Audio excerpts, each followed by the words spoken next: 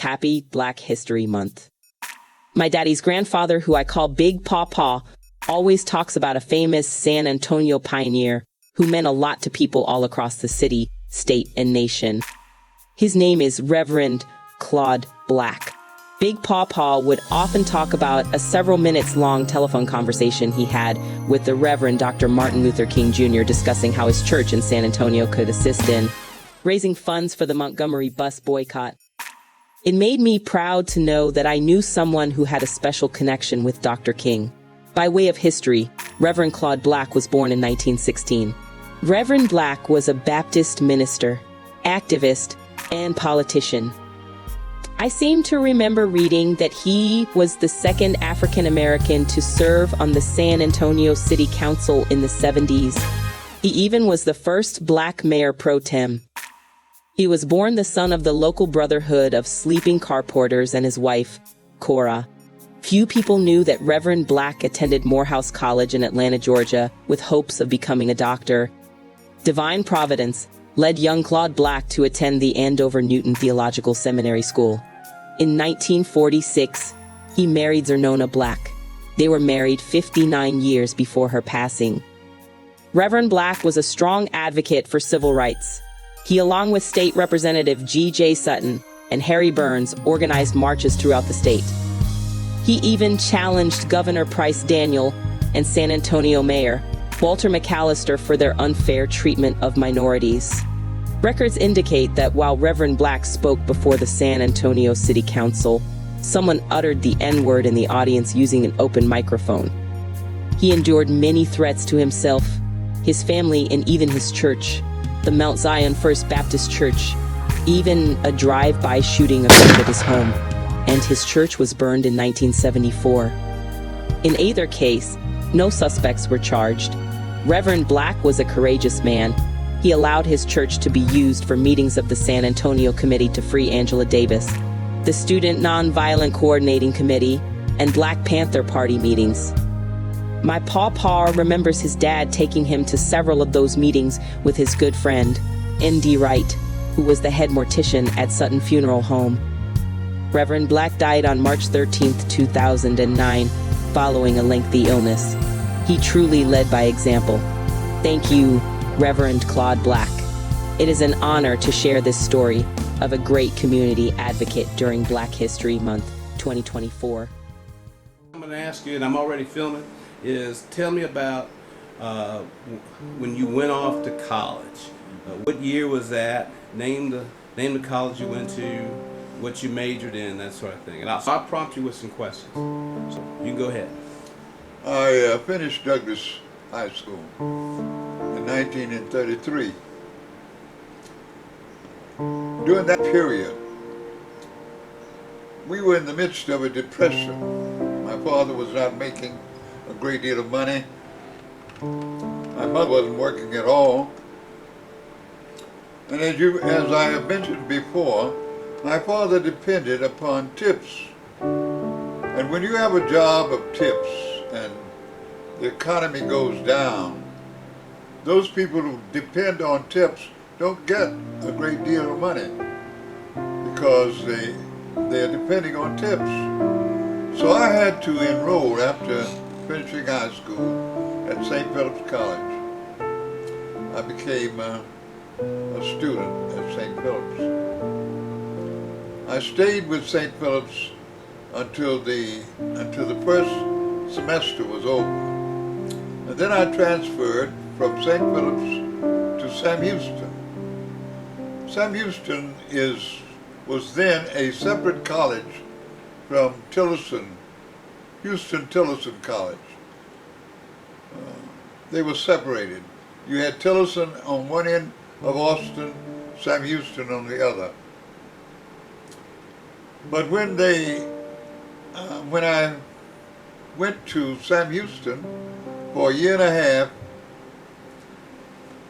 I enrolled at Morehouse. So I went to Morehouse in my junior year. When I left San Antonio going to Morehouse, I had a very interesting experience. I had to changed trains in Montgomery, Alabama. And when I got off the train and walked into that station at midnight, I had the feeling that I was in a different climate, a different kind of, the signs were more noticeable. The separation was more significant. I knew that I had moved from San Antonio to Montgomery, Alabama, and that I was moving into a different atmosphere from the one I left. And this does not simply mean that San Antonio was not segregated. San Antonio was segregated. But the history of Alabama was a different kind of history, and therefore it created a different kind of climate. Then I caught the train in Montgomery and went to Atlanta, and here again I recognized that I was in a different climate, a different kind of climate of segregation. I attended Morehouse. I became a student there with my friend, Dr. Edwin Edmonds. We went there together. We went to Morehouse together. We both decided to make a change. It was our first trip from Sam Houston to Atlanta to enter Morehouse. We enrolled at Morehouse and were housed at a building called Roberts Hall. That was a building for junior college students. Ed and I roomed together until about the middle of the year. And I do not know how many of you are acquainted with Edwin Edmonds, Dr. Edwin Edmonds, because he went on to get his doctorate degree. But when we went to Morehouse, toward the middle of the year, he began to lose his sight. And he had to withdraw from Morehouse because he could not read, could not see the letters on the book and the books that were signed to him. So I was left alone at Morehouse, and he came on back to San Antonio and went and started back to St. Philip's College, where he was able to obtain some readers while he was here, people who read for him. And Dr. Edmonds, you'd have to know him as a very fine, I know him as a very fine friend, but I knew him also as a very capable person, a marvelous memory. Because when he had finished Morehouse and I'd come back to San Antonio, we both went to Andover Newton together. We went to seminary together. So we've had a long life together, working together and sharing experiences together. When I entered Morehouse, I entered as a pre-med student. My goal was to finish Morehouse and go to medical school. I took the courses in biology and chemistry were my majors. I majored in biology, minored in chemistry. In those days, that was sort of the requirement for getting into medical school. So that's what I took. In addition to that, I found at Morehouse a kind of academic drive that I had not found in other collegiate environments, college environments. I discovered at Morehouse a tendency on the part of many of the students to excel. And therefore Morehouse became an excellent environment for me because of the attitude that many of the students had to excel, particularly in their majors. Whatever they were majoring in, they were expected to excel. And therefore I put forth every effort I could to do the very best I could in biology and chemistry. After I had finished Morehouse, I came back to San Antonio. And this is the time that I recognized that I would not be able to go to college, medical school. I did not have the money. I did not have the kind of scholarship aid that some of the students can get now. They were not doing that then. And therefore, I got a job working. The first job I had after finishing Morehouse was a job of managing what was really a community store that my grandfather, my uncle rather, that my uncle owned. It was an ice delivery little store that delivered ice and wood, and also sold groceries to the neighbors. As I have mentioned before, people did not have money to pay for groceries every day.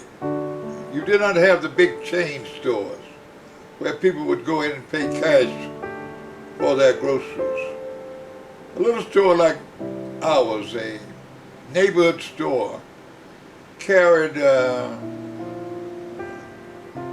records on people who needed to pay by the week or by the month. And so I learned a great deal about working with people who needed help and could not altogether pay for their groceries. But every morning they would come up for a pint of milk, loaf of bread, and a lot of times about 15 cents worth of bologna, to give bologna to their children going to school, so they'd have lunch for school, and they would have some milk. Mama would, in those days you didn't have, you had milk where the cream was on top, and the milk was at the bottom, but the cream was on top. So they'd take the cream off for Mama's milk, for Mama's coffee, and the children would drink the milk, the rest of the milk, for their cereal and for whatever they were eating before going to school. But they'd get a pint of milk, a loaf of bread, and may I hasten to add, the milk was 5 cents, the bread was 5 cents. 5 cents a loaf of bread, 5 cents, half a pint of milk, not a quart of milk, but half a pint of milk. And then, oh, let me correct that. Not a half, it was a pint of milk, I'm sorry. Not a quart of milk, but now we have quarts of milk. It was a pint of milk.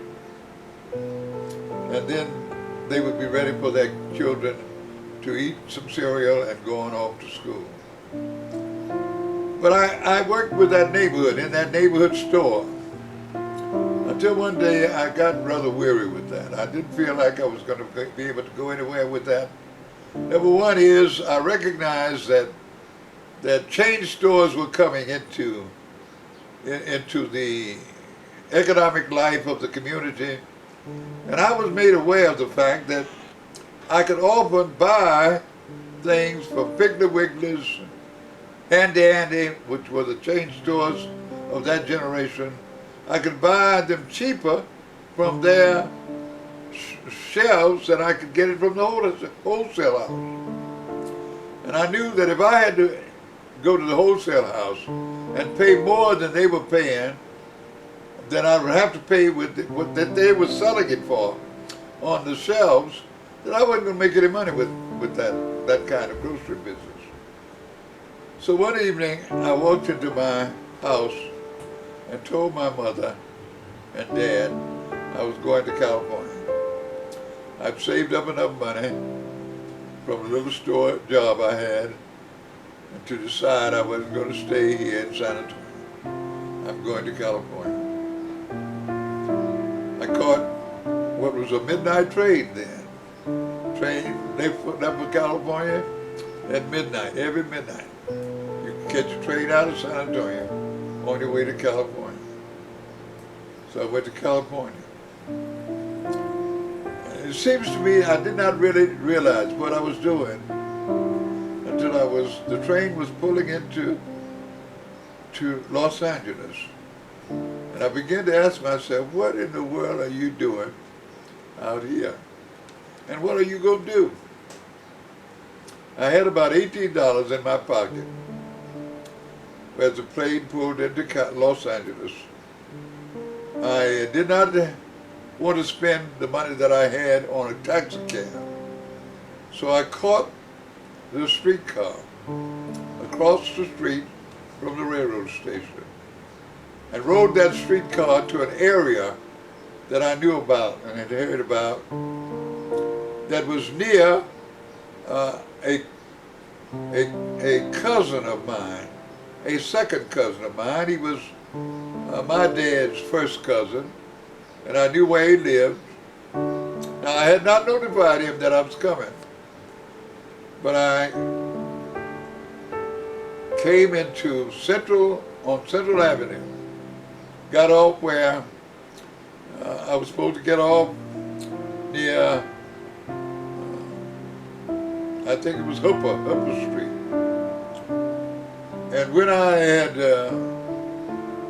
caught a cab then, and went to my cousin's house that was near there. I came up on the porch and knocked on the door. My cousin welcomed me in, and it was not long after he had welcomed me in that he said to me, "I will find you a place to stay tomorrow," which was an announcement to me with my $18 in my pocket that I wasn't going to be able to stay at his house. I had thought I was going to be able to stay at his house. I didn't know that this was a big city. And big cities don't just take cousins and relatives and keep them in their homes. So I said, well, I've got to find a place. He said, I'll find you a place. But while he was looking for a place, I got in touch with some fellows I knew from San Antonio. Now you got to recognize during this period, a lot of fellows were leaving San Antonio, going to California because they saw California as the area of their hope. That's where they would find a new economy, a new opportunity, because Los Angeles was considered far more liberal than San Antonio, and yet, when I look back over it, it was about as segregated as San Antonio was. Had a few places you could go, but it was not open. So I found these friends, and it so happened that they were just moving into a new apartment. One of them was a cousin of mine. The other three were friends that I knew, I had known them when they lived in San Antonio. So they let me come into their apartment. I wasn't working, didn't have a job,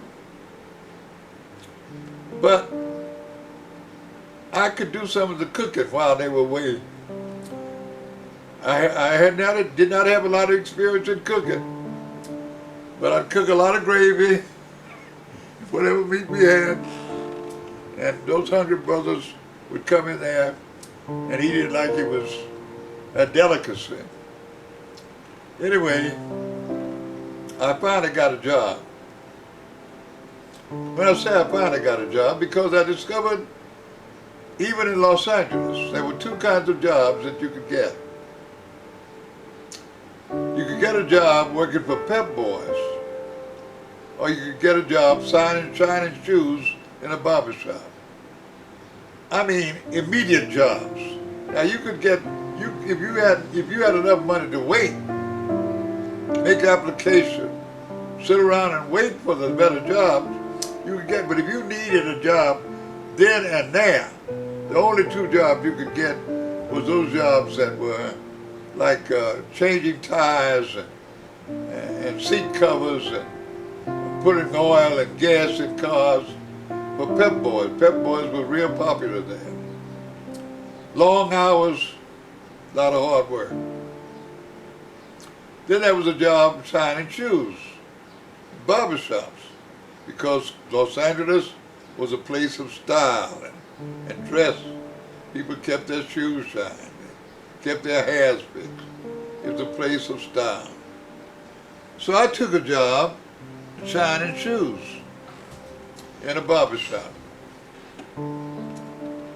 Now, Right. Okay. Took a job in a barbershop. yeah, I took a job working in a white barbershop in a building.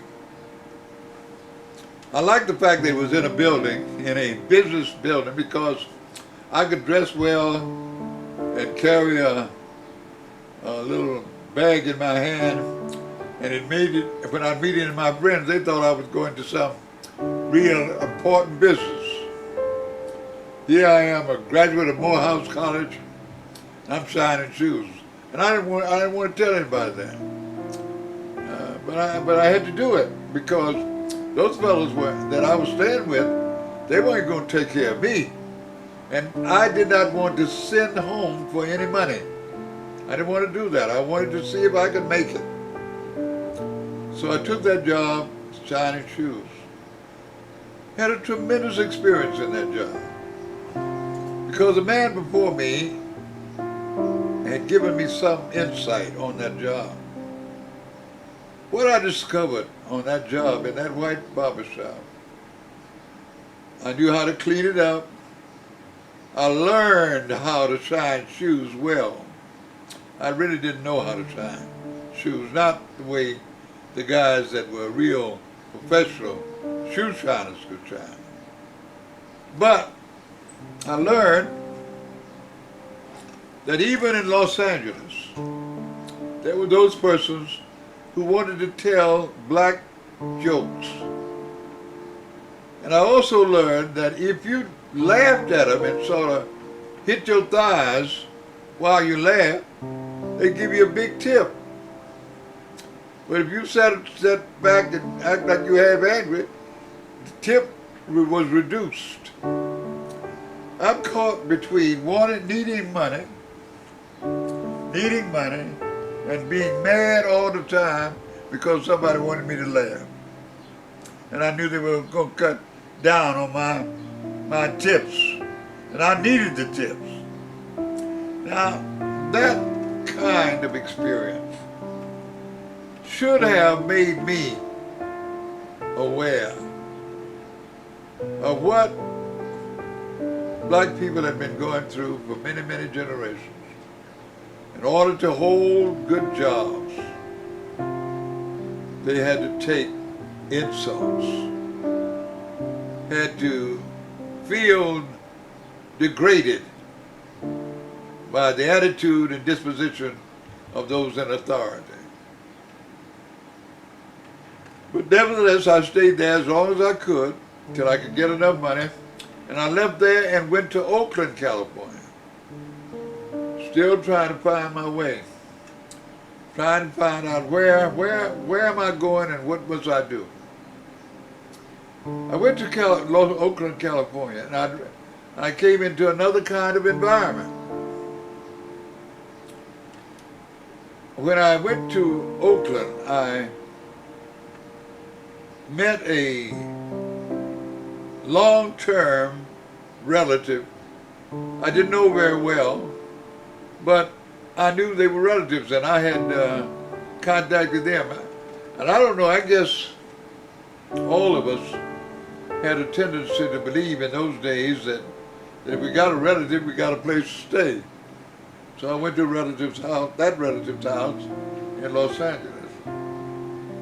The relative was a young lady, a very attractive young lady. And there was a friend of hers that used to come and pick me up, carry me around to the clubs and to all the places in the city. And then I'd ask him, well, what do you do for work? And I couldn't identify any job he was holding. And I was wondering how he's driving this fine car, going out partying, and he's spending money on me, as in entertaining me, and he don't have a job. So I began to think about this. I said, something wrong with this. These fellows are into something. I don't know what they're into, but they're into something. I got to get out of here. I stayed about a month. I left Oakland and came to Marshall, Texas. Now that's a pretty big change from Oakland to Marshall, Texas. But I came to Marshall, Texas and got a job working with the Atlanta Life Insurance Company. With no car, no automobile, and yet walking, selling insurance. I catch the bus or the streetcar and go to a black neighborhood, and then I'd walk that neighborhood, and then I'd catch another bus to carry me to another black neighborhood, and I'd walk that neighborhood, selling insurance. I think about guys that I would meet today, if I'd ask them to sell insurance, they'd tell me, well, I don't have a car. Well, in my day, you sold insurance, you still didn't have no car, any car. So I would go from door to door selling insurance, selling insurance, selling insurance. But during that same period, having left Los Angeles, gone to Oakland, and back to Marshall, Texas, and now it's about 2 years have passed now. Left the grocery store at home that didn't please me, went to Los Angeles, shining shoes, went to Oakland, ran into a group that looked like they're operating on something, then to Marshall, Texas, trying to sell insurance and to be with industrial insurance, I mean house to house, collecting premium house to house and carrying your particular group that you had to serve. During that particular period, I became extremely depressed. I think you would call it depression. But it was, I don't know how you would define it, other than the fact I was very unhappy with myself. I was very unhappy with where I was, what I was accomplishing, what direction I was going in. I was unhappy with my whole, there was no fulfillment in anything that I'd done or was doing. I was very, very difficult to get along with people around me. I had nice girlfriends, and I look back now and think about what a terrible guy they had to deal with, because when I was finished, when I left that town, I left them. They never heard from me again. I had that same attitude all the time. Sort of meanness, a kind of meanness, ugliness. But I found out something also while I sold insurance. When I would go to some homes where I knew the limits of the family, collecting insurance, I would find families, a man and his wife, maybe 3 children. You'd go into the home and there were cracks in the floor. You could see chickens under the floor, eating the crumbs that would drop through the cracks. You look in the bedroom and you'd see an iron bed, white iron bed, that's sunk in the middle, and where the mother of the home had been able to get sugar sacks and bleach them out and put a little embroidery in the center of them and made a bedspread. And while the children did not seem to have real good clothes, the mother was, and the family was just as happy as it could be. And I would look at that and say, here I am, a graduate of Morehouse, and I'm upset and unhappy. And here's a man who got one suit that he wears to church on Sunday, carries his family to church on Sunday, got 3 children. He's got a job that's paying him $15 a week, hard job, foundry job. He worked with a foundry in Marshall, Texas. And yet, that same family was very, very happy together. And then on top of that, they were nice to me. If I came by there, they knew I was single. I came there, if the mother had cooked a cake or something, she'd put a little piece of that cake where I could get it near where I connected the insurance. That would be for me. And I said, something is wrong. There's something for these people to be this happy, and for me to be this miserable. There must be something wrong with me. And what I really saw then was the religious life of those people.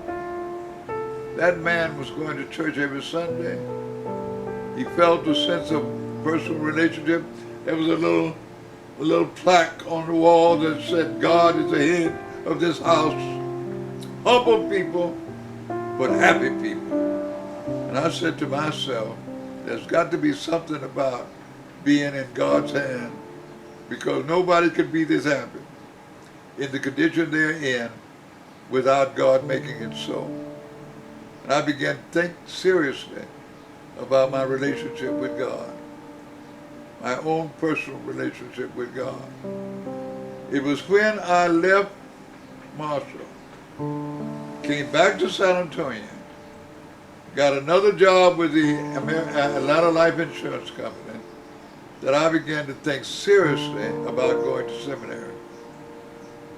I was not going to seminary to preach. I went to seminary to learn more about God and God's relationship to my life. I didn't even allow my parents to tell anybody I was going to seminary. I called it Andover Newton College. I wouldn't call it a seminary, because I knew if I called it seminary, they would have already decided that I'm going to preach. And I had not yet decided I was going to preach. I simply had decided that I needed to go to seminary, where I could get a greater personal insight on what God meant in my own life. Now that was a big trip, big decision to make, to go to a school. But what I was also saying, if I find more about God in my life, I'll do social work. I didn't say preach, I'd do social work. I'd do some kind of social work. But it was in my second year in seminary that I listened to a man preach.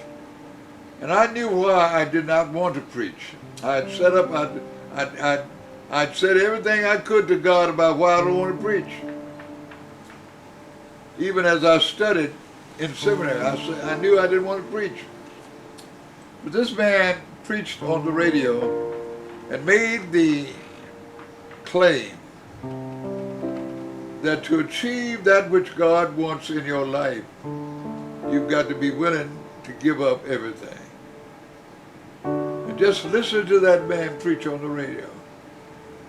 I promised God I'd give up everything that was needed for me to accomplish my task as preacher. That's what brought me, in my second year in seminary, to the task of going out and beginning to preach. Because before that time, the ministers around would invite me, and I said, no, I'm not going, I can't. I'm not preaching, I'm not preaching, I'm not preaching. And they couldn't understand that. They couldn't understand how it is you in seminary and you don't want to preach. But I said to them, I'm not preaching. I didn't try to explain it to them, I just said I'm not preaching. And then after that experience, I began to preach. and when I went invited to go out. And then later on, I became a student pastor. And I began to be a student pastor at Calvary Baptist Church in Haverhill, Massachusetts, where I made many good, very, very good friends until I finished seminary and came back to Texas. That's my journey through college. Okay, Reverend Black, you mentioned about the going to California, Oakland, and back to Marshall, Texas, and being involved with the insurance business and developing that spiritual sense to make the commitment to go to the seminary. Tell me about coming back to San Antonio and meeting Miss Black. What was that experience? Tell me a little bit about that. I came back to San Antonio as a young minister, having been ordained as a result of my having a responsibility of pastoring a church as a student. As a student, in my second year, I began pastoring that church in Haverhill, Massachusetts. The church here that I was a member of, which sent a letter, or the church in Massachusetts sent a letter to Calvary Baptist Church, to the church that I was a member of here in San Antonio, to ordain me. And so they ordained me, and I went back so I could have full service there at that church. But when I came back to San Antonio, I was made aware that there was no way for you to get any kind of assignments. Our denomination had no structure to help a young preacher get assignments. You just had to be heard, people had to hear you, they had to either like you, or they had to somehow want you to be their preacher.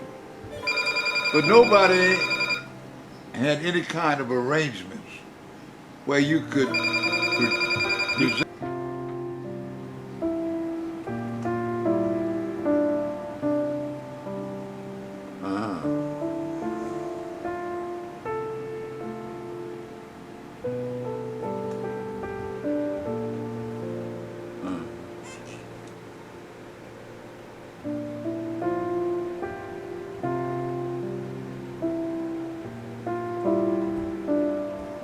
You go ahead, sir. When I returned to San Antonio, I was happy that I was able to, when I returned to San Antonio, after leaving seminary, coming here, I was able to stay in my parents' home. So that was a lift because I didn't have to find a job, at least I was staying at home. But in the meantime, I took on a task of leading a group of pastors in a school that we had here then. It was a Conroe College. It was called Conroe College. It was held at Mount Zion First Baptist Church. And I think they paid me about $100 or something like that a month. But I was in charge of the school, and I was one of the teachers of the school. So I took my seminary education and tried to use it in teaching these pastors, but also these pastors were teaching me, because they were pastors and I was just a student. So it was a great experience for me to be able to work with these older pastors. Reverend S.E. Stewart was a member of that class. Reverend E. Brown was a member of that class.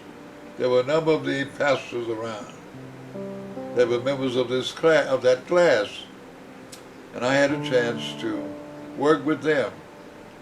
In the meantime, they would also, from time to time, invite me out to preach, invite me to for special services.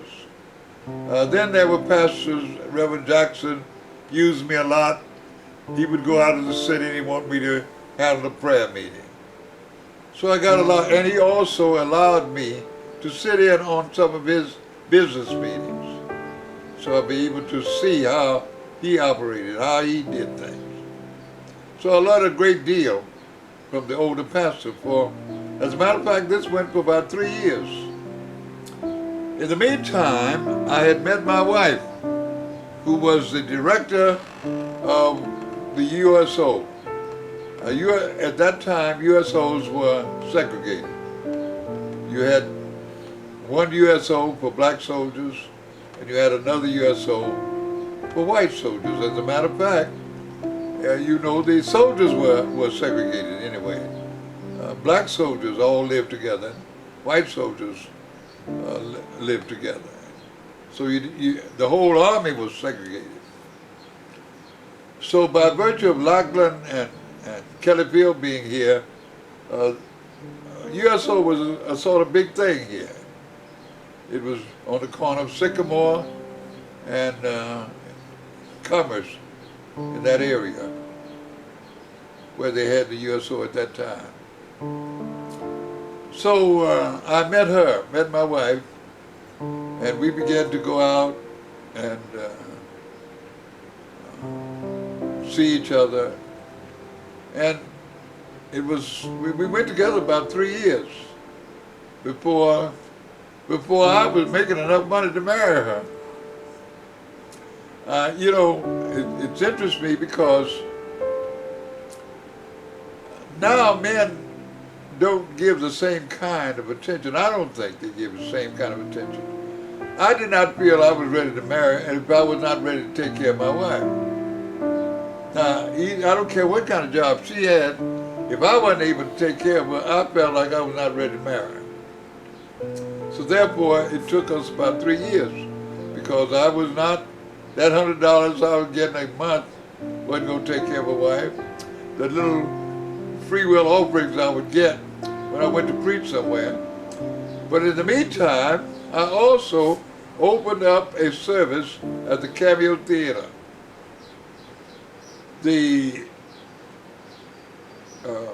Reverend Jackson, who was the minister of St. James AME Church, was the president of the Interdenominational Religious Ministerial Alliance. And he had led those ministers to open up a Lenten series of services at the Cameo Theater. And I would attend that service every day during the Lenten season. And when it was over, I went to the manager. Hello.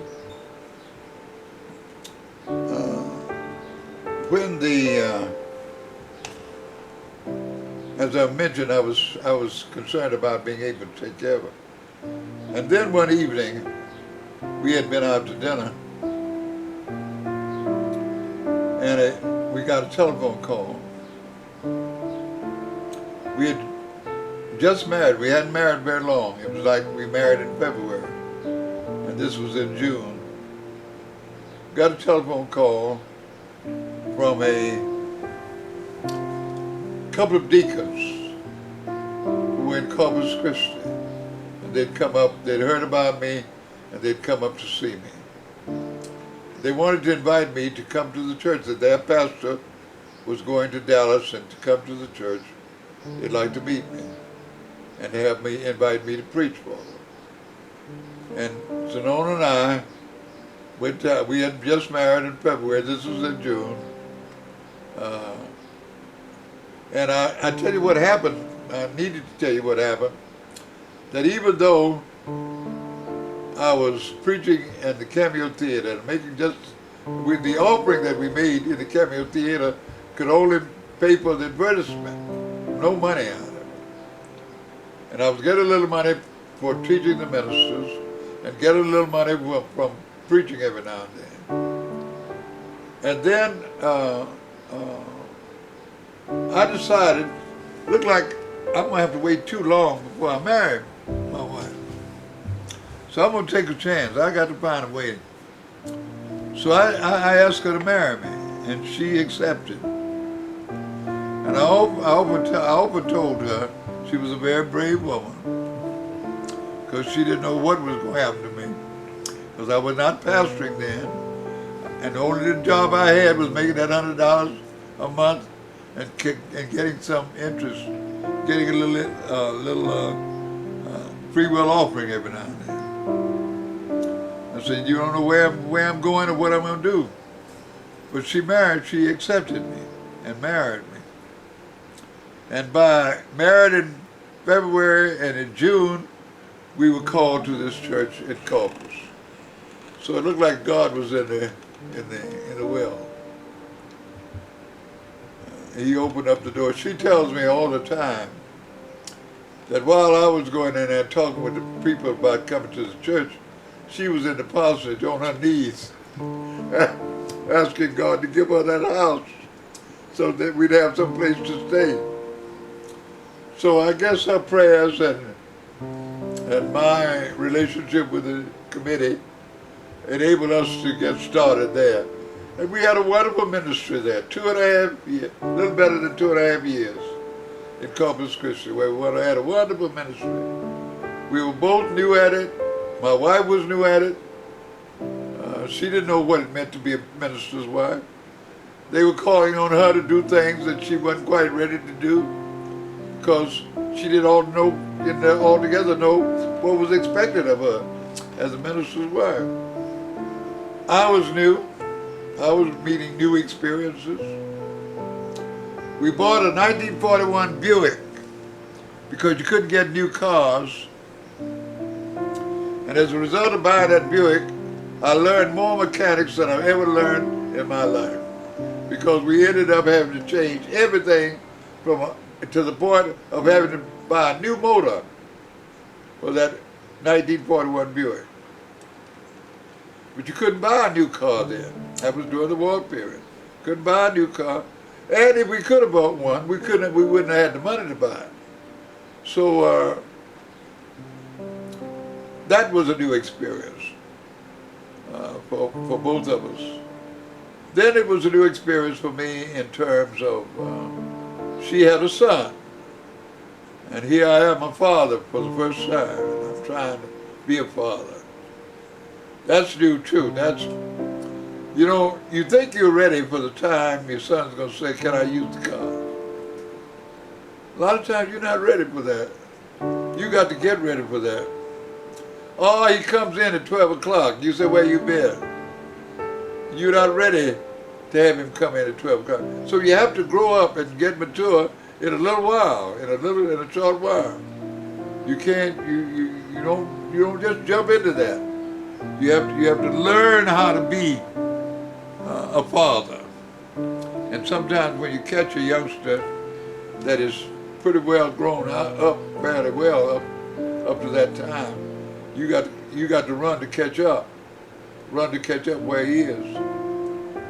So that was one of our experiences there in Corpus. But after being in Corpus for 2.5 years, we decided to come to San Antonio, where we spent 49 years as the pastor of the church here at Mount Zion First Baptist Church. You talked about coming back to San Antonio from Corpus Christi, and you and Mrs. Black, and you pastoring the Mount Zion First Baptist Church. Tell me a little bit about that early experience.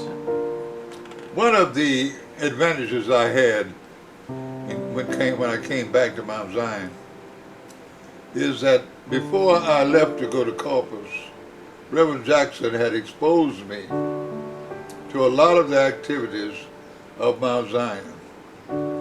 I had been with him in prayer meetings. I'd been with him in some of his business sessions as he worked with his deacons and trustees. So I had some understanding of the way in which the church was organized, the way in which he dealt with them, the way in which they dealt with him. And so when I came back, I had a sort of head start. But that still did not mean that I did not have to learn a lot. When the committee first met me, and the committee from Mount Zion met me at my father's house, I came in here from Corpus, and they indicated to me that they wanted to call me as a pastor of that church. I said to those men, who were really seniors, senior men, these were not young men, these were seniors. And I said to them, unless you are convinced that I can be your pastor, I would suggest that you would not call me, because I want to serve as your pastor. But if you have the feeling that I'm too young to be your pastor, then I would suggest that you not call me, because I'm going to make every effort to be your pastor. That's just in my disposition. And so they seem to have accepted that.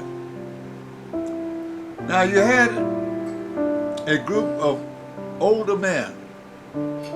I guess most of the men on that board at that time were over 50 years old. Most of the men that were on that board. I was 32. But most of them were about over 50 years old. But one of the things I found in them is that they loved the church. They wanted the church to succeed. They were prepared to work with me in my learning stage. For example, I remember once I made a recommendation to the church, and the deacons accepted it. But one of the deacons called me and said, I want you to come down to my business tomorrow. Now, he did not attempt to discourage me in that meeting, but he asked me to come by his business, and I went in and sat down with him. He said, now, if I were you, I would not do what you said you wanted to do. I just wouldn't do that. He said, because you're going to run into a lot of conflict on that. You're going to run into a lot of things on that issue, and you shouldn't do it. I would not advise you to do it. I didn't do what he said do, but he never showed any hostility toward me for not doing it. So I had those kind of men around me, even though they were tough men, knew their business, they knew people. They didn't know a lot of academics, they just knew people. They learned people. And it's a marvelous thing to be taught by men who have the compassion for you as a pastor, but know people. Know what your dangers are, what your risk is, and are willing to sit down with you and talk with you about that. And that's the kind of deacon board I had there. Now, I remember coming into that church and making one of the first major recommendations I made was that we would build a daycare center. And we would build it on some land that we had bought. It was about 6 blocks in the Dory Miller community, where Dory Miller Elementary School is. We had a daycare center out there, we still have.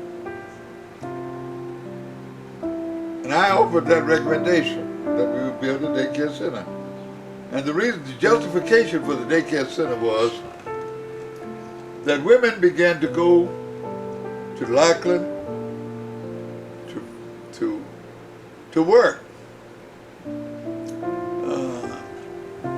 Black women that had been doing domestic work were getting good jobs in Lackland and in all of this work that was coming as a result of the war being on. And I said, we need a place where these women can leave their children. I said, but all I see now is that retired teachers are keeping these children in their homes, playing in their backyards. We need to build something that houses these children, takes care of them. We were not building them for the welfare mothers there. That came later. We were building them for regular mothers. As a matter of fact, when we built that daycare center, we were charging $1 a day to those who kept their children there and giving them 3 snacks while they were there. The teachers were lowly paid. They were hardly paid anything. But that's what we were doing. It was a service. And we built that. Now, when I first announced that we wanted to do that, the board accepted it, but they were very reluctant about accepting it. They went on to accept it. And I left here and went on a vacation for about a month. When I came back, the enemy had rustled to the hostility. And I found members of this church really against that daycare. And I set out to try to convince them on this. And it took me more than 5 years to really get that off the ground. But we were able to get it built. But I also questioned myself as to whether or not Mount Zion was the place for me, because I had a social interest. I had an interest in reaching out beyond the worship services of the church, seeing what I could do there. And I was afraid that I was introducing Mount Zion to some attitudes and some ways of doing things that they were not so ready to do. So I had to revise the educational program of Mount Zion. That is, I had not done enough in preparing the members of our church for the outreach that I wanted to get involved in. And I set out to revise the educational program of Mount Zion, the training program of Mount Zion. The reason for doing this was first to get them ready, but also to make the preparation needed for other things that we were going to do. This was a time of great unrest. Changes were being made all over the place. We were knocking on the door politically. There was a restlessness throughout the nation. Change in our attitude toward blackness. Change in our attitude toward wearing African garb. All of this was taking place. And therefore it was a tremendous period in which to be a pastor and to catch hold of that spirit of change that was taking place during this civil rights struggle. But it was more than just seeking rights, civil rights. It was more than coming to terms with our own personal worth. When we began to say black is beautiful, began to talk about black dignity. Before that time, anybody called us black, we were ready to fight. This was a different period in the history of black Americans, of trying to make a change and become adjusted to the conditions of change that were taking place. So that period, that early period of the church, led me on to other areas. We organized a credit union, not as a money-making experience, but as a ministry. And the reason for a ministry then, because many black people were being caught up by loan sharks. They couldn't get money from the major banks. They couldn't even borrow money from the major banks. They got caught up. We had to provide a way for them.